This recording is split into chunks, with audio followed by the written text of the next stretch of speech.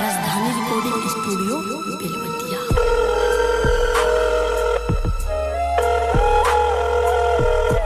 Hello hello, अरे तू काहे रोता रो करे जा। अरे तू तो खुशी खुशी शादी करके ससुरा में अपन घर बसा ले, लेकिन तही को न सोचलू कि पगला कैसे बा हमार।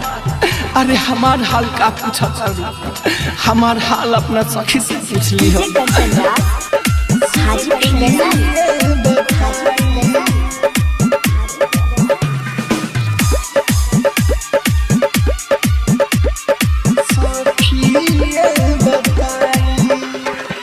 मन करेला करे जा जहर खाके मरे जाई। मन करेला करे जा जहर खाके मरे जाई। कैसे रहतानी हम तहर सखिए बताई, कैसे रहतानी हम तहर सखिए बताई। मन करेला करे जा जहर खाके मरे जाई।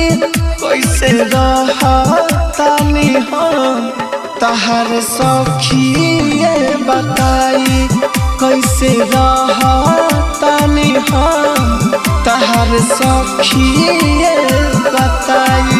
आप सुन रहे हैं एजी एंटरटेनमेंट की धमाकेदार प्रस्तुति।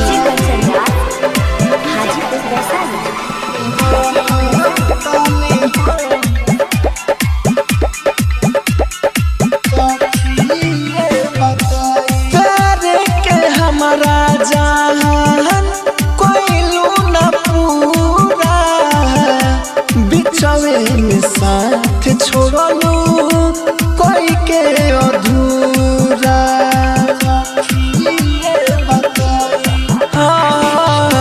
प्यारे के हमारा जान कोइलू न पूरा, बिचवे में साथ छोड़लू कोई के अधूरा। करके पूछली हो फोन दिउ सारा समझाई। करके पूछली हो फोन दिउ सारा समझाई। कैसे रहतानी हम तहर सखिए बताई, कैसे रहतानी हम तहर सखिए बताई।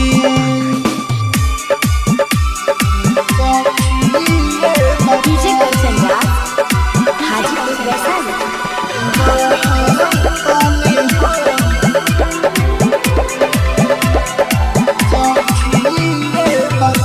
राइटर बारूद के तू रहलो दीवानी, पागल बन के घूमे लारा होला राजधानी। हाँ, ऋतिक बारूद के तू रहलो दीवानी, पागल बन के घूमे लारा होला राजधानी। होला दिल में दर्द तो हम छटपटाई। होला दिल में दर्द तो हम छटपटाई। कैसे रहतानी हम तहर सखिए बताई, कैसे रहतानी हम तहर सखिए बताई। राजधानी डिजिटल रिकॉर्डिंग स्टूडियो बेलवतिया।